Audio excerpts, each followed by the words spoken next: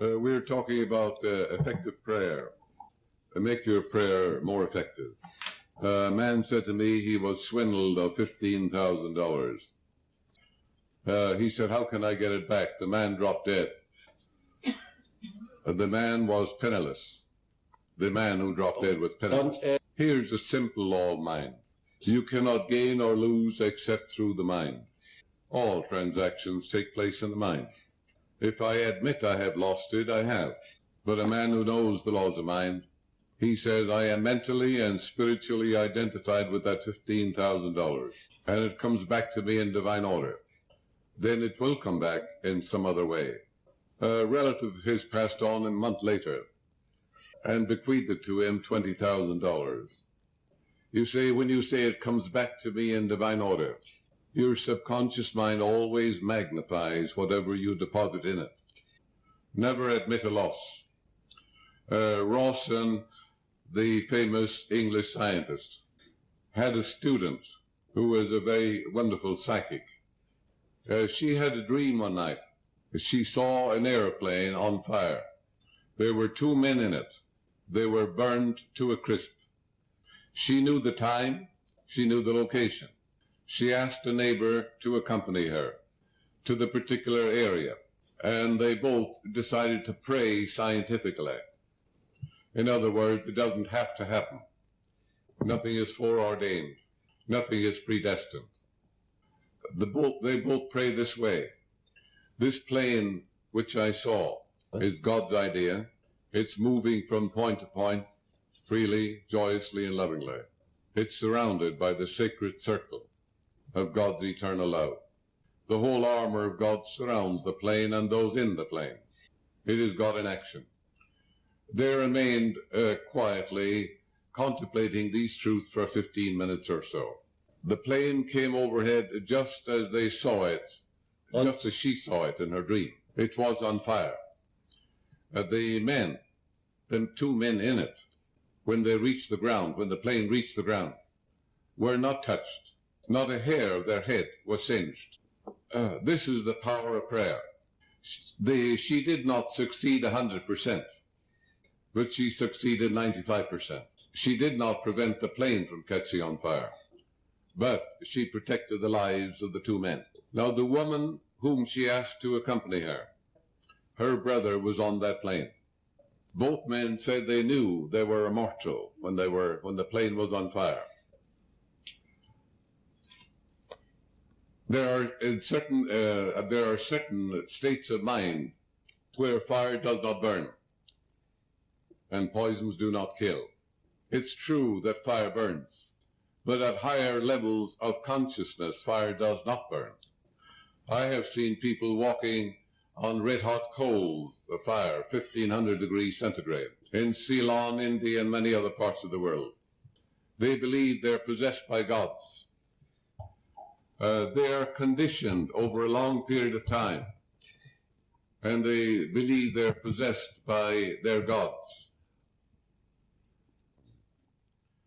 The soldier in Vietnam phoned his mother, telling her that the doctor said his foot would have to be amputated. She said, wait until the morning. Said, in the meantime, I will pray about it. His mother was a very spiritual woman. This is called absent prayer. There is no absence in the one present. There is no time or space in the mind principle. His mother prayed this way. She said, my son in Saigon is known in divine mind. The surgeons are God's men, and God is guiding them to do the right thing. The healing presence of the living God flows through my boy, vitalizing, healing, restoring, transforming his whole being. His body is God's body. His life is God's life. And the infinite healing presence, which made him from a cell, is now making him whole and perfect. And the healing love of God saturates his whole being. And God in the midst of him is healing him now. She went over this quietly in her mind. You use no effort in prayer. Prayer is effortless effort. You cannot add power to omnipotence. Prayer is like painting a beautiful scene on the wings of a butterfly. She knew it's impossible for her prayer to fail. That is the meaning of be careful about nothing. It does not mean negligence or carelessness. It means I know the sun will rise in the morning, the stars will come to the sky, and that it's impossible for my prayer to fail. When you have a divine indifference, your prayer is always answered, because you know the seed will grow after its kind. This is why the Bible says, the prayer of faith shall save the sick, and the Lord shall raise him up. The doctor came in the morning to see this boy. The gangrenous foot was perfectly normal. His mother's prayer healed him. You can do the same. You can help another person. He can be 10,000 miles away. It makes no difference. The subjective of you is timeless and spaceless. An officer who was in the Vietnam Army, told me at a banquet that he was leading a platoon in Vietnam. He heard his sister's voice, and the voice said, "Stop, stop, stop." The soldiers with him heard nothing. It's an inner voice. It's an inner silent knowing of the soul. Nobody hears it but yourself. He commanded the platoon to stop. Then the voice said, "A mine is ahead." He sent the specialist to check the area. They found a mine. They would have been blown to bits had they gone 3 more yards. He wrote his sister in England. She was a Roman Catholic nun, and she was always praying for her brother. She wrote back. He told her in the letter, "I heard your voice 3 times," and he told her what happened. And she wrote back and told him, "I prayed for you night and morning, and at Mass every morning. And my prayer was this, God's angels watch over my brother, bring him home safe and sound." This is the prayer of faith that saves the sick. The Lord shall raise him up. All things whatsoever you shall ask in prayer, believe that you have received, and you shall receive. And to believe is to live in the state of being it, to be alive to something, to accept something as true. His subconscious accepted, responded in the voice of a sister, because it knew he would respond to that. It may speak to you in the voice of a mother or a loved one, never in a voice you distrust. The subjective is all wise. It knows all and sees all. It's the ever-living one, the all-wise one, the all-knowing one, the one alone who lives in the hearts of all men. Another instance of absent prayer. A colonel in the United States Army told me that he was on a Jeep reconnaissance trip. And he heard the voice of his mother saying, "Stop the car immediately." The officer with him said, "What's wrong?" He said, "I have to examine the car." He said, "I heard my mother's voice, and she said to stop." He said, "I heard nothing." He got out of the car. The wheel on the right side was loose. Had they gone 10 feet more, they would have catapulted over a precipice and have been mangled to death. His mother was praying for him. She was always saying, "He's surrounded by the sacred circle of God's eternal love." The subconscious mind projects a voice that you will listen to. This is how you can protect another person at time of war or danger or in travel. The other person does not have to believe. The other person could be an atheist. There are atheists, for example, who go to Lourdes and to other shrines throughout the world. And you might be amazed to know they have miraculous healings. They tell you point blank they don't believe a word of what the priest or the minister or the rabbi says. They have no religious beliefs of any kind. In other words, they don't recognize the supreme intelligence. In reality, there is no such thing as an atheist, because he's always using what he's denying. He's always using his mind. He's using this intelligence within him to solve problems. He's using this power to walk and to talk. The real atheist is a person. Christianity is full of them. An atheist is a person who doubts and questions the goodness of God in the land of the living. An atheist is a person who thinks that the will of God for him or her is something downright unpleasant. That's the real atheist. Now you might say, how is it and why are these people who go to these shrines and religious meetings have a healing? An atheist may be here in this audience, and he may walk out healed. Why? He's looking for healing. He's going to a doctor, a psychiatrist, a chiropractor. The man is looking for healing. He's open and receptive.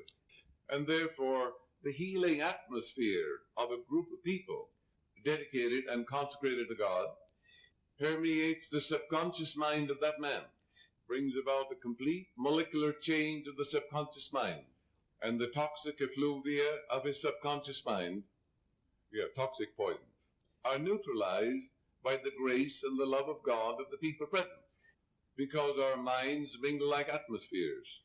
And this is why many so-called atheists are healed at meetings such as this and at shrines all over the world. You see, when you go to Shinto shrines, Buddhistic shrines, or Christian shrines, there are thousands of people that go there every day, and they pray that everyone who comes to that shrine are miraculously healed by the power of God. That's why when they go into that atmosphere, it impinges on the receptive media of their mind, and they have a miraculous healing. But always remember, they are looking for a healing.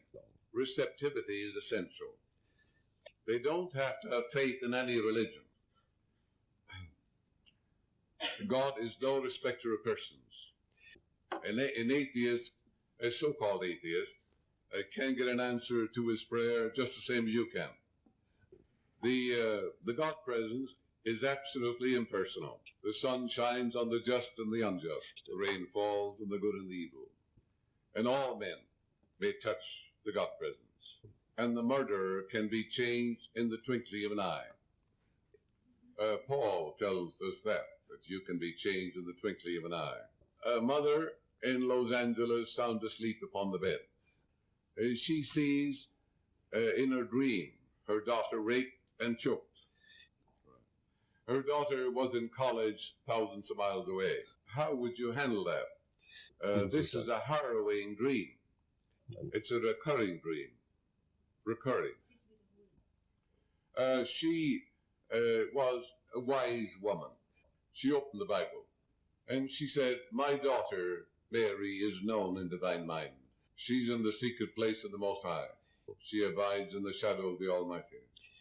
I will say of the Lord, He's a refuge and fortress. My God, in Him will I trust."